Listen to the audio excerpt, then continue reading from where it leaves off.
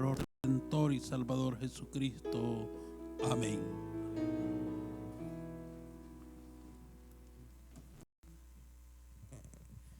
Bien, mis amados hermanos, así puestos de pie, le voy a hacer su lugar a nuestro hermano ministro Benjamín Contreras, nos dará el consejo de nuestro Dios. Amada Iglesia de Dios, en el nombre de Jesucristo, paz a vosotros, mis hermanos. Tomen su lugar. Reflexionaba en cada comentario que hicieron mis hermanos, que lo importante es hacer diferencia entre lo santo y lo profano. Creo que la intención del hombre de Dios, hermanos, es precisamente encontrar la santidad. Y la palabra de Dios es dura. Por lo tanto, cuando razonamos acerca de lo que Dios nos pide, no hay forma de cómo nos confundamos en las cosas del mundo. Pero también he visto en la palabra del Señor como muchos queriéndose sentir más que otros hacían lo que no era correcto, y el Señor Jesús lo reprende de una manera dura también. Si la palabra de Dios es dura, la palabra de Jesús también lo es, para beneficio nuestro. No lo hace para destruirnos, sino para que seamos santos. Y entonces es allá donde el hombre debe poner sus pensamientos en la balanza de Dios, porque a la manera de cómo pensamos, reaccionamos y actuamos. Eso es importante. El llamado de Dios es este. Dice libro del profeta Jeremías, capítulo 1. El llamado de Dios es este siempre, hermanos. Capítulo 1, verso 6. Bueno, no sabía que me tocaba la predicación, pero gracias por dármela, mis hermanos. Ahora no sé qué iba a dar, ¿verdad? Pero creo que voy a hacer una remembranza de nuestro estudio. Dice Isaías capítulo 1, verso 18. Venid luego, dirá Jehová, y estemos a cuentas. Fíjense bien cómo el Señor nos llama a cuentas. No nos destruye, nos da la oportunidad, hermanos. De esa manera el Señor nos llama a cada uno, en particular a cada uno, para de esa manera, hermanos, poder entender su bondad, su misericordia y su piedad a favor de nosotros. Vengan, dice, venid luego, dirá Jehová, y estemos a cuentas. Dice, si vuestros pecados fueren como la grana, como la nieve, serán emblanquecidos. Vivimos, hermanos, en un mundo corrupto, sí.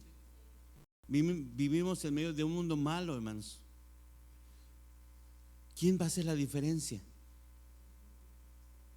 ¿Usted hará la diferencia por mí? No. Yo tengo que ser diferente al mundo. Hoy recibimos la enseñanza, pero salimos al mundo y entonces es allá donde hacemos la diferencia nosotros mismos. De otra manera, ¿qué aprovechará el hombre? Y fíjense que el hombre es entendido, hermanos, y entiende la palabra del Señor. Dice la Escritura en el Evangelio de Juan, hermanos.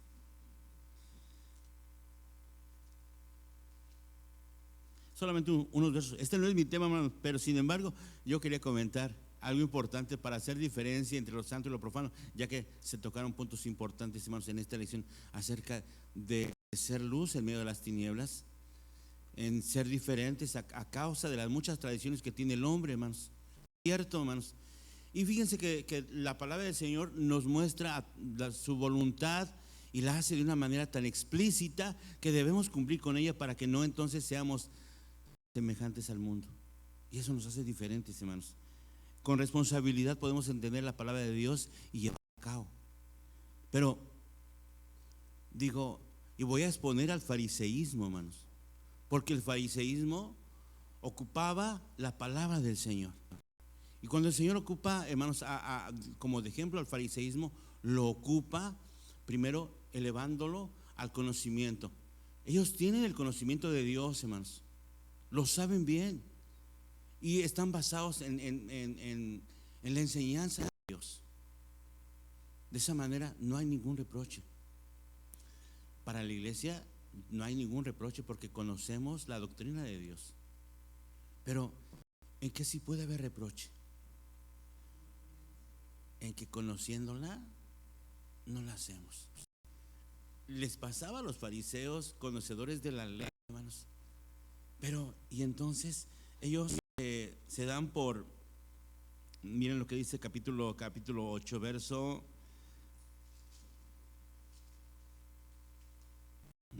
29, dice: porque el que me envió conmigo está, no me ha dejado solo el Padre, porque yo lo que a él agrada hago siempre.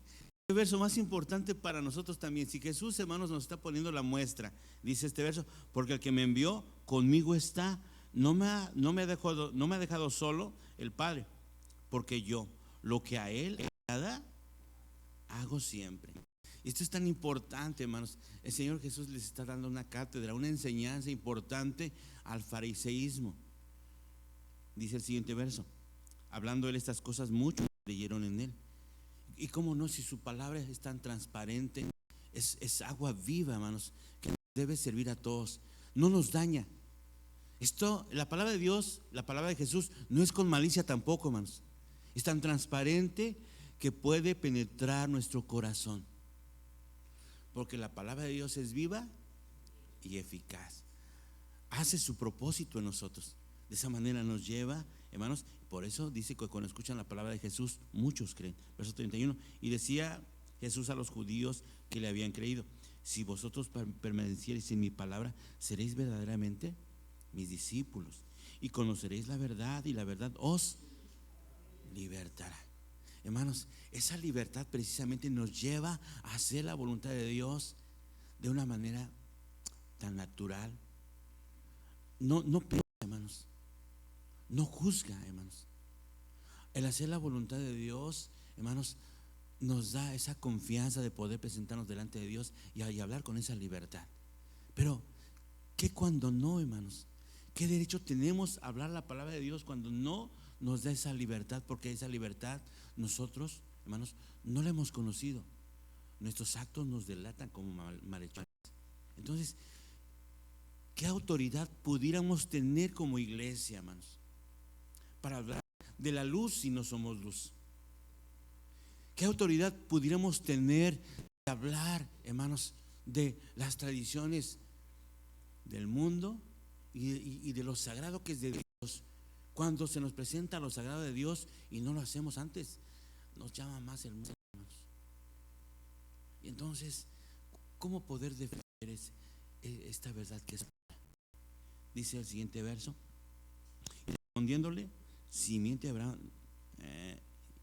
dice, y respondiéndole, simiente de Abraham somos, y jamás seremos a nadie. ¿Cómo dices tú, seréis libres? Y miren, desde el ego humano están hablando ellos, porque aquel que se cree ser algo debe creerse por sus obras, no por lo que dice. A las personas las conocemos por sus actos, no por sus palabras, hermanos. Y sus actos hablan más. Fíjese que muchas veces la iglesia ha caído en este tipo de cosas, y tiene toda la razón, en buscar el sustento económico. ¿Por qué lo buscan? Porque no hay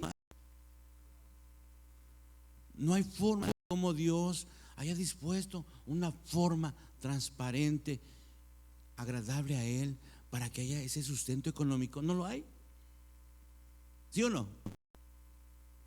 ¿Sí lo hay o no? Sí lo hay. Ahora, razonemos entonces. ¿Lo hacemos? Cuando lo hacemos, hermanos, no hay por qué buscar otros medios. Entonces, si lo vemos desde ahí, vamos a encontrar la razón por la cual nos hemos virtuado la verdad de Dios y formamos parte de. Cuando hablamos entonces del sustento que debe haber, porque es bíblico, podemos hallarlo ahí en la Biblia. Pero a veces no nos interesa saber lo que Dios quiere de nosotros, hermanos. Entonces vemos la necesidad. La iglesia no es una justificación, quiero decirles. una necesidad. ¿De qué manera se cubre esa necesidad? Ya lo dijeron, obrando los mandamientos de Dios, porque ahí está escrito, hermanos. Y si está escrito ahí, esa es la ley de Dios, hermanos.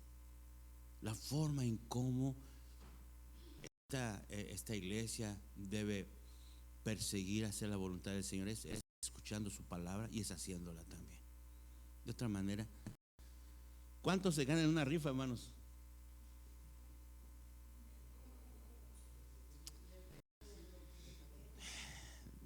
O la ambición, no lo sé, ¿verdad? Pero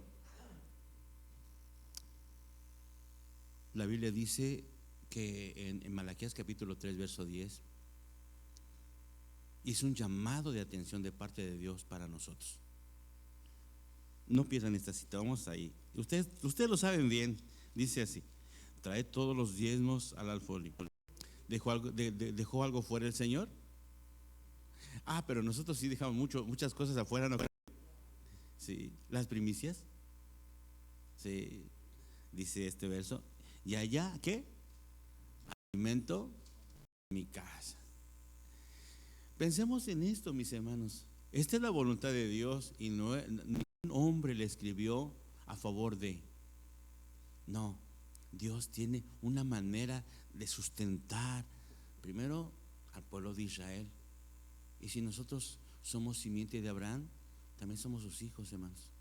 Y conforme somos simiente de Abraham, también somos los herederos y responsables también de obedecer a Dios. Entonces, traigan los diezmos al alfolí. Dice: ya hay alimento en mi casa, probadme ahora en esto. Y el Señor es el que nos pone a prueba. El Señor es el que nos pone a prueba. Es ahí a donde tenemos que valorar, amados hermanos, cada pensamiento que se atraviesa en nuestro ser y lo externamos. ¿Por qué? Porque puede ser un pensamiento de alto valor cuando somos verdaderos, estamos libres. A mí díganme lo que quieran, yo lo cumplo. Ay, qué bonito, hermanos, qué bonito se escucha, ¿verdad? No, lo más bonito es hacerlo, ¿no cree usted? Lo más bonito es hacerlo, hermanos, y eso es lo importante. Aquí lo más bonito es ser un verdadero israelita. ¿Acaso no hubo verdaderos israelitas? Sí lo hubo. ¿Y mentía el Señor Jesús? ¿Lo halagaba a ese hombre el Señor Jesús? No, conocía sus obras. Conocía sus obras. He aquí un verdadero israelita. Imagínense que el Señor diga eso dijeron, no nos vamos a imaginar nada. Esto debe ser así, ¿no? Debemos ser verdaderos, hermanos, y no falsos. Debemos ser verdaderos. Cuando somos verdaderos, ¿qué necesidad tendrá la localidad de hacer ese tipo de cosas, hermanos? Por favor, ninguna. Pero cuando, hermanos, solo 3 diezman, imagínense, ¿verdad? Entonces, ¿quién es el culpable? Nosotros mismos somos culpables, hermanos. Vamos a Juan capítulo 8, verso 33. Y respondiéronle: simiente de Abraham somos y jamás servimos a nadie. ¿Cómo decís tú, seréis libres? Jesús le respondió: de cierto os digo que todo aquel que hace pecado es siervo. Y no hemos sido llamados a ser siervos de pecado, hermanos. Entonces, ¿por qué muchos permanecemos siendo siervos del pecado? Si el Señor nos llama a cuentas y dice: vengan ahora y estén a cuentas conmigo, y van a ver cómo sus pecados que son rojos van a venir a ser blancos como la lana. Y el llamamiento precisamente del Evangelio es ese: a traernos a la libertad, hermanos. No perdamos esto. Vayamos a Romanos capítulo 8. Y Romanos capítulo 8 dice de esta manera. Dice, y esta es la forma. Y ustedes van a ver cómo el mundo nos da muestras, hermanos. Que ahí está la quinceañera. Le compran su vestido y hacen un gran fiestón, ¿cierto? ¿Han ido ustedes? ¿Se han ido? ¿Verdad? No, pero estén atentos, mis hermanos, porque ya se descubrieron, ¿eh? Estén atentos, hermanos, ¿verdad? No, en la tele, ¿verdad? Ay, hermanos. Miren el mundo como nos tiene contagiados, ¿eh? Entonces, hermanos, es allá donde tenemos que partir y buscar la causa, la cual no debe ser nuestra guía. Dice Romanos capítulo 8. Perdón, capítulo 6, hermanos. Dice, verso 16. ¿No sabéis que a quien os prestáis vosotros mismos por siervos para obedecerle, sois siervos de aquel a quien obedecéis, o del pecado para muerte, o de la obediencia para justicia? Y es lo mismo, el Señor Jesús les está diciendo, hermanos, esto, ¿verdad? De cierto, esto es verdad lo que te digo. Dice que todo aquel que hace pecado, ¿es qué? Es siervo del pecado. Todo aquel que hace pecado es siervo del pecado. ¿Quién lo librará? ¿Quién lo podrá librar siendo siervo del pecado, hermanos? Y por eso aquí en el capítulo 16, en el verso 16, dice Pablo, ¿no sabéis que a quien no prestáis vosotros mismos por siervos para obedecerle, sois siervos de aquel a quien obedecéis, o del pecado para muerte, o de la obediencia para justicia? ¿A quién queremos obedecer? ¿A la justicia o al pecado? ¿Verdad? Que ese sea nuestro anhelo para perseguirlo todos los días, mis hermanos. Cada vez que se nos presenta una acción, debemos poner en la balanza: o soy siervo del pecado o siervo de la justicia. Me encontré $100 ahí en la puerta. O siervos de pecado o siervos de la justicia. El siervo de pecado, ¿qué hace? Se los queda, ¿verdad? ¿No han encontrado por ahí algo así? No. Bueno, no han tenido suerte a lo mejor, hermanos. No, hermanos, no. Y si lo encontráramos, no es nuestro. Como que la comunidad hispana tiene costumbres aferradas al pecado. Hay comunidades en otros lados del mundo que si ven algo que no es de ellos, no lo toman. Israel, los japoneses y muchas culturas más. Y nosotros, y los cristianos, ¿qué hacemos? También, hermanos, nosotros no tomamos nada que no es nuestro, ¿verdad? Nada que no es nuestro. Porque o somos siervos del pecado o somos siervos para obedecer a Dios, hermanos, de la justicia de Dios. Y qué bonito cuando usted se encuentra a un verdadero israelita y da muestras no por lo que dice, sino por lo que hace. Que eso es lo más importante, hermanos, por lo que se hace, no por lo que se dice. Así que la lucha es continua, hermanos. El mundo nos ofrece algo. La obediencia a Dios aquí está. Y el Señor nos presenta a la vida y nos presenta también y nos dice, elige tú. ¿Qué vas a hacer? Elige tú. No hay nadie más que quien elija por ti. Elige tú. No le eches la culpa a nadie. Elige tú qué vas a hacer. Y es por eso, a veces si participamos en el mundo, no le vamos a echar la culpa al mundo, hermanos. Nosotros somos los culpables. Pero ahora veamos de qué manera, porque les digo que el mundo nos presenta algo importante y tenemos que pesar lo bueno y lo malo también. ¿Qué podemos sacar bueno del mundo?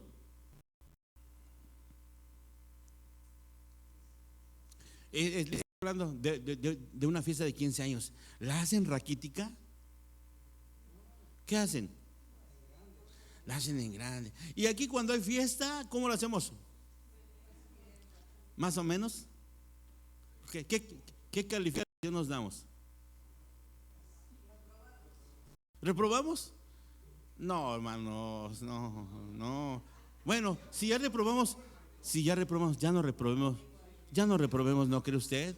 Porque si siendo del mundo aprendimos que dar lo mejor, ¿por qué no para Dios damos lo mejor?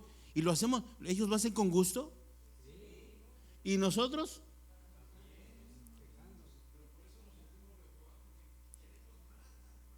¿Verdad que sí? Y nos sentimos reprobados por eso. Es que el mundo nos pone la muestra en eso, mis hermanos. Retengamos lo bueno y desechemos lo malo. Cuando tenemos nuestra mentalidad puesta en el Señor y sabemos que somos bendición, lo haremos con gusto. ¿Y acaso no el Señor nos dice, pruébame ahora en esto y verás que si no voy a abrir las ventanas de los cielos y va a haber sobreabundancia? Y muchos no le creemos a Dios. Muchos no le creemos a Dios, dice, hermano. Y por eso dice la Escritura en un salmo acerca de cómo el Señor es amplio en dar, hermanos. Y nosotros somos muy angostos, hermanos, muy estrechos. Y tenemos que aprender, ¿verdad que sí, hermanos? Y fíjate que sí, nos pasa a todos, hermanos. A unos más y a otros menos, ¿verdad? Claro está. Pero nos pasa a todos, mis hermanos. Entonces, buscando la voluntad del Señor, veamos qué es lo mejor para nosotros. Verso 17. Pero gracias a Dios que aunque fuiste siervos del pecado, sí, ya participamos del mundo, pero ahora vemos un cambio. Y el Señor, en ese llamado que nos hace, vamos a estar a cuentas, dice. Vamos a estar a cuentas. Estén a cuentas conmigo, dice el Señor. Y dice este verso: aunque fuiste siervos del pecado, habéis obedecido de corazón aquella forma de doctrina a la cual sois entregados. Esa es la diferencia, mis hermanos. Volviendo, quisiera hablarles más de esto, y es tan importante para nosotros hacernos reflexionar en nuestra condición, hermanos.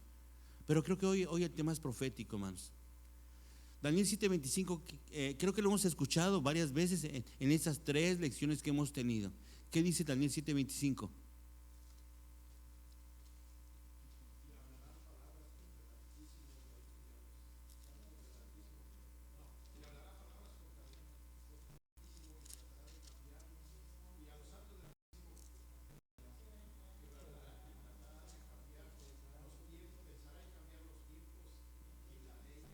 Y entregados serán, hermano, hasta tiempo y tiempos y el medio.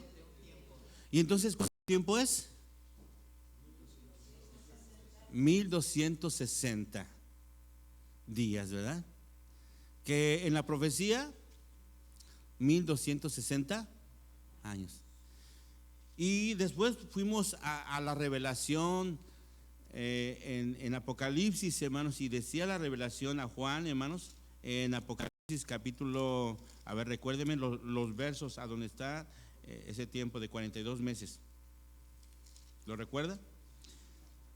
Les digo que me agarraron de improviso, hermanos. Pero lo bueno que aquí se escribe, y aquí lo vamos a encontrar, hermanos. 12, perfecto, hermanos. Dice Apocalipsis capítulo 12, verso.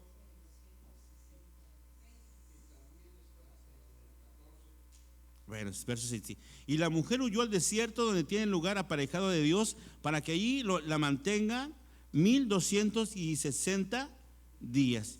Aquí ya está diciendo correctamente el tiempo, hermanos. Si no habíamos entendido lo de tiempo y tiempos y mitad de un tiempo, aquí se nos aclara.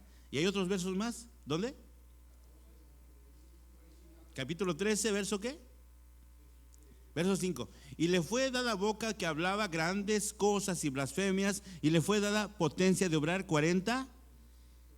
Y es lo mismo, mis hermanos. El común denominador es el mismo tiempo, hablando, hermanos, de ese poder civil y eclesiástico. Pero este verso me gusta mucho, hermanos, lo que acabamos de leer en Daniel, en Apocalipsis 12:6. Y la mujer huyó al desierto donde tiene lugar aparejado de Dios, para que allí la mantengan 1260 días. Durante ese tiempo, hermanos, difícil para la humanidad a nivel imperio, la iglesia estuvo allí, escondida, hermanos. Y hubo muchos muertos, hermanos. Ya lo comentaron ustedes. Hubo muchas tragedias. Hubo muchos mártires, hermanos.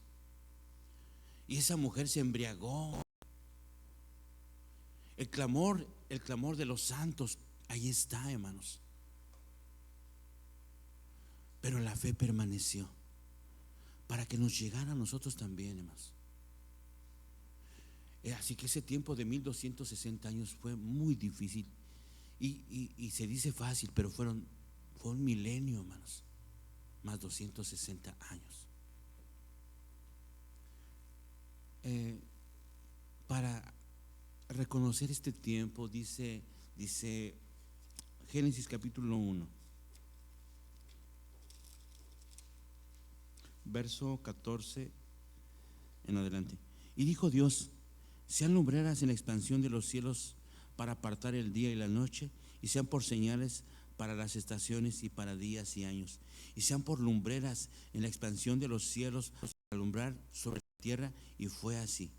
E hizo Dios dos grandes lumbreras, la lumbrera mayor para que señorease en el día, y la lumbrera menor para que señorease en la noche. Hizo también las estrellas, y púsolas Dios en la expansión de los cielos para alumbrar sobre la tierra, y para señorear en el día y en la noche, y para apartar la luz y las tinieblas. Y vio Dios que era bueno. Todo lo que Dios hace es bueno. Aquí hoy me gustaría solamente tocar un poquito acerca de por qué son 1260 años, hermanos. Si hoy, por ejemplo, se nos hablan de 42 meses, y si hacemos el conteo de 42 meses, no nos dan 1260 años o 60 días, hermanos. Pero como Dios hizo todas las cosas perfectas desde el principio, vemos allí en Génesis 1 cómo, hermanos, Dios hizo las lumbreras precisamente para el conteo de los días. Así lo dice la palabra de Dios. Entonces, esto es para razonarlo, hermanos. 1260 días, que son 42 meses, hermanos, que son tiempo y tiempos y la mitad de un tiempo, que es la misma cantidad, hermanos. Por eso vuelvo otra vez a Génesis capítulo 1 y dice así, 14: y dijo Dios: sean lumbreras en la expansión de los cielos para apartar el día y la noche, y sean por señales y para las estaciones y para días y años. Y esto es bueno, dice la Escritura, que esto Dios lo hizo bien.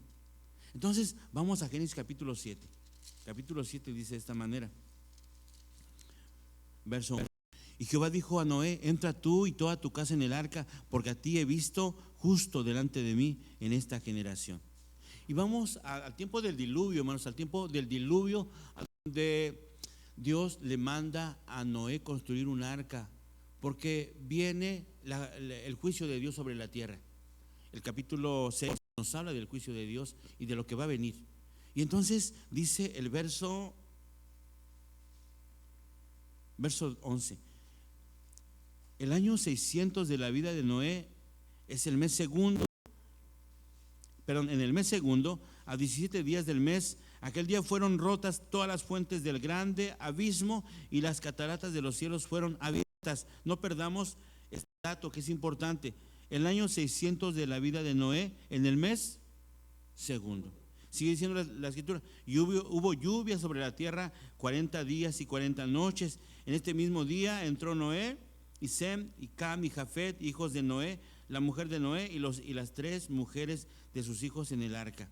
Ellos y todos los animales silvestres según sus especies, y todos los animales mansos según sus especies, y todo reptil que anda arrastrando sobre la tierra según su especie, y toda ave según su especie, todo pájaro, toda especie de volador. Bueno, esta historia no la conocemos bien. Verso 17: y fue el diluvio 40 días sobre la tierra, y las aguas crecieron y alzaron el arca, y se elevó sobre la tierra, y prevalecieron las aguas y crecieron en gran manera sobre la tierra, y andaba el arca sobre la faz de las aguas. Y las aguas prevalecieron mucho en extremo sobre la tierra, y todos los montes altos que había debajo de todos los cielos fueron cubiertos. Verso 24: y prevalecieron las aguas sobre la tierra 150 días. Pero entonces vamos, hermanos, 150 días. Aquí hay otro dato importante. 150 días. ¿Cuántos meses son? 6 días. Bueno, si el mes tiene ¿cuántos días? 30. Bueno, ¿por qué decimos que son 30? Pues si tenemos meses de 31 días y de 29 días y de 28 días, ¿cierto? Pero ¿cómo lo sabemos? Exacto, ahí está en la Biblia. Tienen razón, tienen mucha razón, ahí está en la Biblia. Ve el capítulo. Y acordóse Dios de Noé y de todos los animales y de todas las bestias que estaban con él en el arca, e hizo pasar Dios un viento sobre la tierra y disminuyeron las aguas. Y se cerraron las fuentes del abismo y las cataratas de los cielos, y la lluvia de los cielos fue detenida. Y tornáronse las aguas de sobre la tierra, yendo y volviendo, y decrecieron las aguas al cabo de 150 días. Otra vez, es el mismo dato que nos da el verso 24 del capítulo anterior. Verso 4. Y reposó el arca en el mes séptimo, a 7 días del mes, sobre los montes de Armenia. Y las aguas fueron decreciendo hasta el mes décimo. En el mes décimo, al primero del mes, se descubrieron las cimas de los montes. Pero quiero volver a lo que dice el verso 4. Y reposó el arca en el mes séptimo, a 17 días del mes. ¿En qué momento? Aquí ya está contando este verso el tiempo de Noé. Porque decía el verso 10 del capítulo 7 que en el año 600 de la vida de Noé, en el segundo mes, dice, a 17 días. Y aquí nos están dando otro dato importante, el verso 4. Y reposó el arca en el mes séptimo. ¿Cuántos meses han pasado? A 17 días del mes. Si es el segundo mes, 5 meses. Y son precisamente los días que se nos dan anteriormente, contando en el verso 24 y en el verso 3, que son 150 días. Entonces, aquí el dato importante es este verso 4 nos está contando el tiempo por mes. Nos están contando el tiempo por mes. Y aquí dice que 150 días, desde el mes segundo, día 17, al mes séptimo, día 17, ¿cuántos meses son exactamente? 5. Y estos meses que nos marca la escritura, ¿de cuántos días son? De 30. Y es por eso que decimos que los meses en el tiempo antiguo eran de 30 días. 30 días. Y vimos la escritura que Dios lo hizo todo perfecto, todo lo hizo bueno. Así que por eso podemos decir que en la profecía los meses son de 30 días. ¿Otro dato? Ahora vamos a los años, ¿verdad? Dice Números capítulo 14. Números capítulo 14.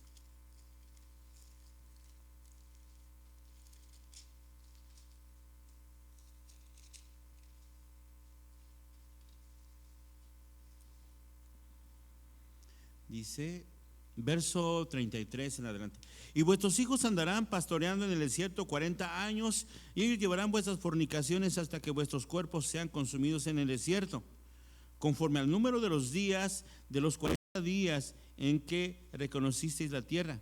Llevaréis vuestras iniquidades 40 años, 1 año por cada día, conoceréis mi castigo. Tomamos, amados hermanos, 2 versos de la escritura para mencionar que los años o los días proféticos son de 1 año, que son precisamente 12 meses exactos. Y como son 12 meses exactos, hermanos, entonces podemos reconocer que ese tiempo que se nos dan de 42 meses son de 30 días para poderlos contar de esa manera, hermanos. En la profecía, 42 por 30 son 1260. Qué importante es conocer esto, hermanos. La misma palabra del Señor nos va llevando por ahí. Y es tan bonito poder escudriñar la profecía. Y lo más bonito es que la entendemos, hermanos. Reconocemos nuestro tiempo. Reconocemos lo que el Señor ha dispuesto a favor de nosotros. Pero hubo un momento, hermanos, porque hoy, por ejemplo, el pueblo judío tiene meses de 29 días y tiene meses de 30 días. Y se dice, lo que dice Zacarías capítulo 14, hermanos, Zacarías capítulo 14.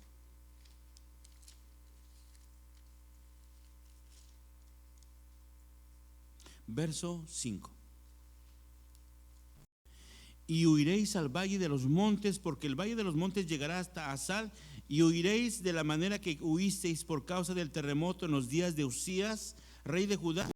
Y vendrá Jehová mi Dios y con él todos los santos. Y aquí hay un testimonio que la palabra de Dios en la profecía nos dice acerca de un terremoto. Y aunque hemos visto muchos terremotos, mis hermanos, y hemos sentido el movimiento de la tierra, no ha habido terremoto como este terremoto, hermanos. En el tiempo del rey Usías, aproximadamente ¿qué años? Bueno, sin embargo, es importante entender que ese día fue un día de terror para el mundo, hermanos. Fue un terremoto que no ha habido otro terremoto como este terremoto. Va a venir, va a haber otro, ¿verdad? Pero no en estos días, hermanos, no los que hemos visto y dicen, bueno, en la escala de Mercalli o de Richter ha sido 9.5 el terremoto más fuerte y fue en Chile, etcétera. Y hemos visto la destrucción de muchos lugares a causa de terremotos, hermanos. Pero el más grande que se ha registrado ha sido en Chile, no recuerdo aproximadamente el año 1965-67, en la escala de Richter 9.5. Hubo un Japón, uno en esta década pasada, ¿verdad? A donde causó tsunamis también, etcétera. Y hemos visto réplicas también. Pero ninguno como el que nos marca la Escritura. Para que la Escritura nos marque un terremoto es porque hizo algo. Dice el libro del profeta Amós.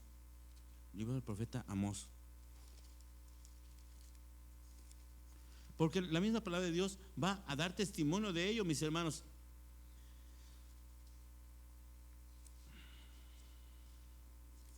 Ahora nada más dejen que encuentre Amós.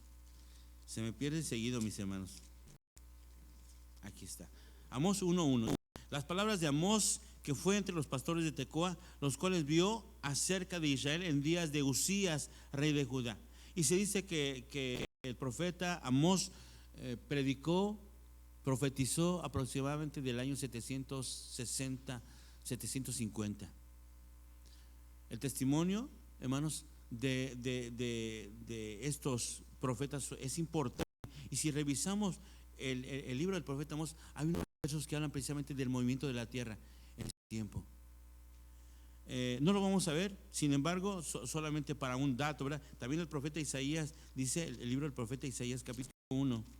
Así que fue en tiempos del rey Usías y contemporáneos los profetas el profeta Isaías y el profeta Amós para dar testimonio de este hecho histórico, hermanos. Y se dice, hermanos, que los tiempos, hermanos, fueron movidos también.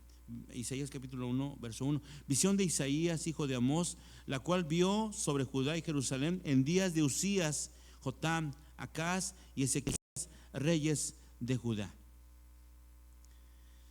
Entonces, hermanos, hay datos importantes que debemos revisar en la Biblia para poder entender la profecía también. Y que los tiempos son correctos. El tiempo que define la Escritura es correcto conforme al conteo de los días y al conteo de los meses, hermanos. Pero hay algo importante, hermanos. El pueblo judío determina cuándo es el inicio de un mes, ¿cierto? Sí. El principio de mes, en el tiempo antiguo se tocaban ¿qué? Las trompetas para dar inicio al mes. En el tiempo de la nueva luna se tocaba precisamente la trompeta para que el pueblo entendiera que había entrado el mes. Y eso es tan importante para las festividades, hermanos. Es importante. Y el pueblo judío tiene entonces dos calendarios, ustedes lo saben, el calendario civil y el calendario a donde se rigen las fechas para las fiestas, hermanos. Pero el calendario civil empieza en el año séptimo, en el primer día es el inicio del calendario civil. Pero la Biblia nos cuenta el mes séptimo, porque, hermanos, está el calendario lunar, que es importante, y el calendario solar. Y el conjunto de estos dos calendarios que son importantes, hermanos, porque la Escritura no se equivoca cuando dice que Dios hizo a la lumbrera mayor y a la lumbrera menor, ¿para qué? Para los días, para el conteo de los días y de los meses y de los años. Es importante. Entonces, la tierra fue conmovida, hubo un terremoto y los meses cambiaron. Hermanos, Dios le ha dado la ciencia a su pueblo para determinar precisamente el conteo. Pero ahora los meses se han reducido a 29 días, 6 horas, 48 minutos. Y hay una palabra en hebreo que habla precisamente del tiempo, hasta las décimas son contadas, para que no haya, hermanos, algo que quede fuera. Y por eso, hermanos, el año solar es de 365 días, pero el año lunar es de 354 días, hermanos. ¿Cómo ajustar estos dos calendarios para que realmente, hermanos, se haga todo en su tiempo? Porque, por ejemplo, dice la Escritura en Génesis capítulo 7, dice de esta manera, Génesis capítulo 7, capítulo 8, perdón, verso 22. Todavía serán todos los tiempos de la tierra, la sementera y la siega, y el frío y el calor, verano e invierno, día y noche no cesarán. Que es importante, mis hermanos, es importante reconocer, porque nosotros no celebramos la fiesta de la Pascua en otra estación que no sea primavera. Entonces, ¿cómo es que siempre resulta la fiesta de la Pascua en primavera? Si ya no son de 30 días los meses, porque hubo un ajuste, y tuvo que haber un ajuste. Aproximadamente en el año 300 antes de la era común, hermanos, en Grecia hubo un hombre llamado Metón. Este hombre hizo un cálculo importante hasta el día de hoy, y se le llama al calendario de Metón o el calendario de Metón como algo importante, porque es un ciclo de 19 años. En este ciclo de 19 años hay un ajuste tan perfecto para que esos 365 días solares y 354 días lunares, en un ciclo de 19 años empieza otro ciclo. Y es por eso que esos 19 años los dividieron de tal manera que hay meses bisiestos, perdón, años bisiestos en el calendario judío de 13 meses y de 12 meses. Entonces intercalaron un año que tiene 13 meses y es el segundo Adar, que es muy conocido, ¿verdad? Y los 12 meses también, para hacer un ajuste importante, para que las fiestas se celebren en su tiempo. La palabra de Dios nos marca que debe ser en su tiempo. No puede ser, por ejemplo, no podemos celebrar las cabañas en invierno, porque ¿qué fruta vamos a encontrar? ¿Qué fruto hubieran encontrado en el tiempo pasado, mis hermanos? Hoy, porque ya todo es en los invernaderos, ¿verdad? Pero en el tiempo pasado tampoco las cabañas pudieran ser en primavera, hermanos. Entonces tuvo que haber un ajuste, y el calendario de Metón es lo que hizo. Y es el calendario que el pueblo judío lleva hasta el día de hoy. Entonces, ¿es importante conocerlo? Sí, es importante. Quizás nos desviamos un poquito del tema de la profecía, pero es importante reconocer este ajuste, porque hoy ya no tenemos meses de 30 días, no los tenemos, hermanos, ni el pueblo judío, y aún el calendario gregoriano o el juliano, hermanos, ¿verdad? No tiene tampoco esa perfección, y aunque ellos solamente están regidos por el sol, que es de 365 días. Por eso hay meses de 31 días, meses de 30 días, meses de 28 y de 29 días. Pero la Escritura, hermanos, nos va marcando los tiempos, y entonces tenemos que entenderlas. Hoy vivimos otro tiempo diferente al tiempo de Noé, y el conteo de los meses también es diferente. Pero la profecía sigue intacta. La profecía, los meses proféticos, hermanos, son así. Si no, no nos cuadrará tampoco, y tendríamos fechas diferentes, pero no las tenemos, porque son fechas proféticas que son importantes. De esa manera, lo más importante de todo esto no es conocer el contenido de esto, sino lo que ha ocurrido, hermanos. La reflexión que nos hacían acerca de que como hijos de Dios nosotros debemos ser diferentes. Y la diferencia empieza en nuestro pensamiento. Cuando nuestro pensamiento, hermanos, empieza a cambiar, nuestros actos empiezan a cambiar. Mientras nuestro pensamiento no se acerca a la voluntad del Señor, es imposible hacerla, hermanos. Y es imposible de dar muestras que somos hijos de Dios. Volvamos a Juan capítulo 8.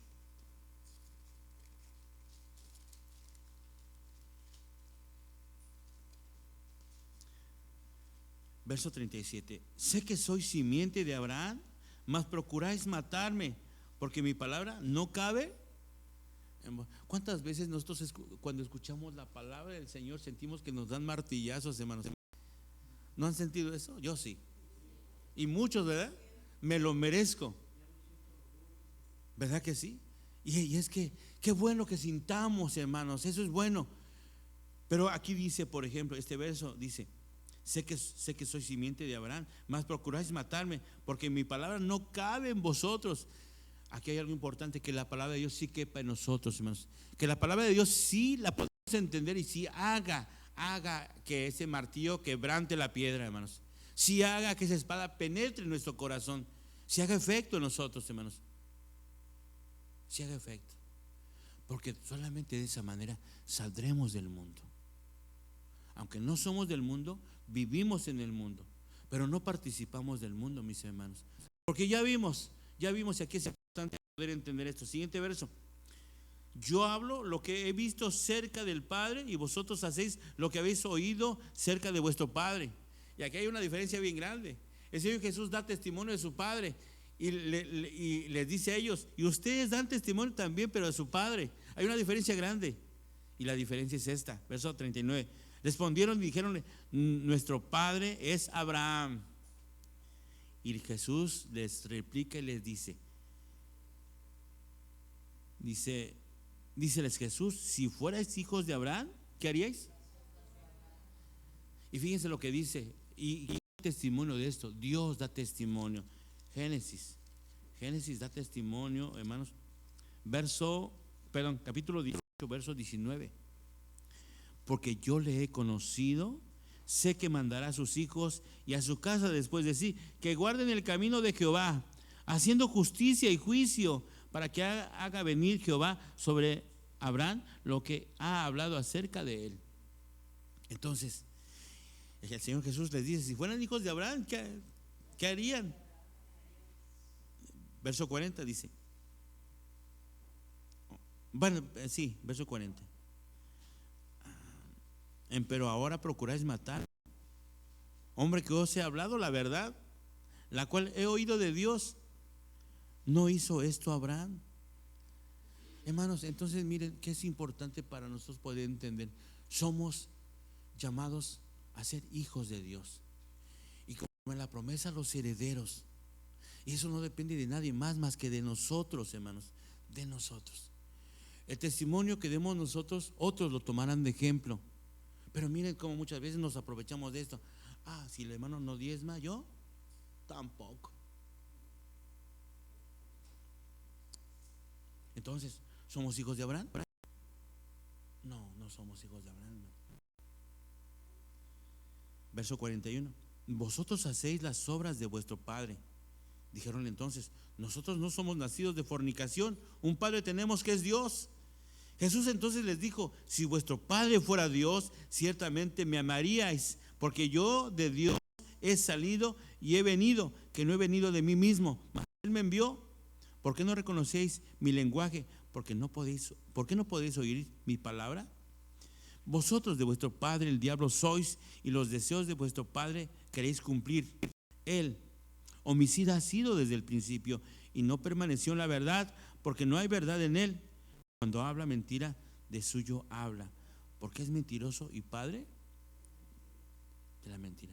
Y fíjense que cuando vinieron las 10 persecuciones de los emperadores, aproximadamente del año 70 al año 313, cada emperador tomaba algo importante. En cierto emperador arrasaba con todos. Otro emperador venía y solamente con el ministerio de la iglesia. Y muchos fueron puestos a prueba, a probar su fe. Los hacían comer carne de cerdo, los hacían adorar a dioses, a inclinarse a Dios, a firmar un documento que decía yo, ponían a un perito que los mirara a hacer culto a los dioses. A este sí, y lo aprobaban y le daban su certificado.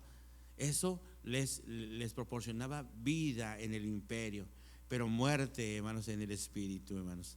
Y muchos murieron. Pasando esos 10 emperadores, llega uno más astuto que ellos. ¿Cómo haré para engañar a estos cristianos? Y entonces les propone, ya no va a haber persecuciones, pero ahora la estrategia es diferente. Ahora es el engaño. Ahora es el engaño. Y viene Constantino, hermanos, y empieza a cambiar. Abraza el cristianismo, aparentemente, como muchos. Espero que no seamos de esos nosotros que abracemos el cristianismo, pero que seamos como Constantino, que lo abrazó para engañar a los demás. Primero, no nos engañemos a nosotros mismos, ¿verdad?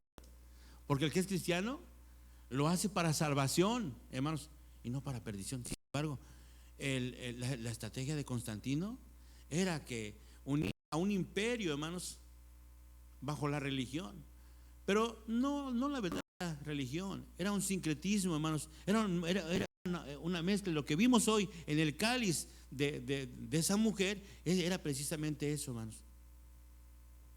Y qué bueno que nos opongamos a las costumbres del mundo. Qué bueno, mis hermanos. Eso es bueno, poder entender que lo de Dios es de Dios y lo de César también es a César, ¿me entienden? Y ya lo vimos también. Entonces, qué importante es conocer esto, mis hermanos, pero practicarlo es lo mejor.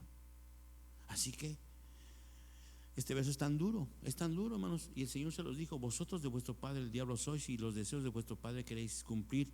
Él, homicida, ha sido desde el principio. Hermanos, por eso poner nuestro corazón a la luz de la palabra de Dios es tan importante, para bien de nosotros, no para bien de los demás, para que no nos engañemos a nosotros mismos, hermanos. No podemos huir de nuestra realidad, eso es importante. No podemos huir de nuestra realidad. O somos hijos de Dios o somos hijos del mundo. Y si somos hijos del mundo, pues hagamos las cosas del mundo, hermanos. Pero si somos hijos de Dios, hagamos la voluntad de Dios. En nadie más está, hermanos. Nadie me va a obligar a no hacer la voluntad de Dios. Nadie. Y si es necesario poner mi cuerpo en sacrificio vivo, lo haré. ¿Por amor a quién? A Dios, no al pecado. Ahora, si le quiero seguir al pecado, pues también está la opción. Pero la paga del pecado es la muerte, mas la dádiva de Dios, ¿qué es? Es vida eterna. Y creo que el anhelo de nuestro corazón es vida eterna. Que Dios bendiga su palabra y a cada vez pasa a vosotros. Pasa a vos, hermano.